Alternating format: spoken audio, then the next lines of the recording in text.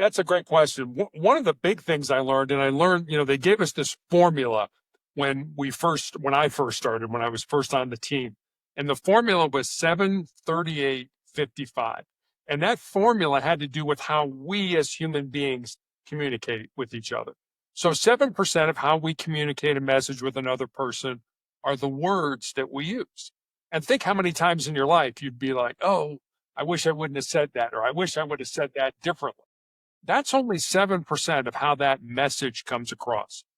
38% is the tone of voice that we use with that message. Are we really excited and really can't wait to get that out? Or are we kind of calm and laid back and reserved? So 38% is the tone of voice you use with the words. And then 55%, so more than half of how we communicate a message, is our body language and our facial expressions.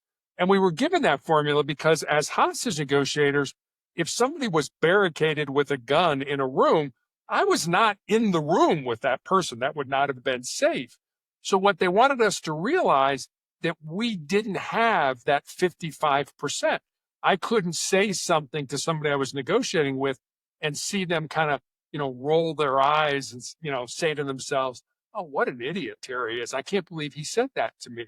So we had to get good at certainly basing things on what people said to us, but also what they didn't say and how they say it.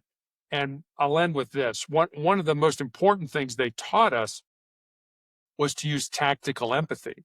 Because, Nick, sometimes we'd get on the scene and have no idea why we were there, what precipitated this, what started this. And so we would basically start with, help me to understand where you're coming from or where you're at. Again, the important word there is understand. If you were a homicide suspect that just murdered 3 people, I wasn't going to say I agreed with you, but understanding leads to trust, and trust leads to a point where hopefully I can get you out safely.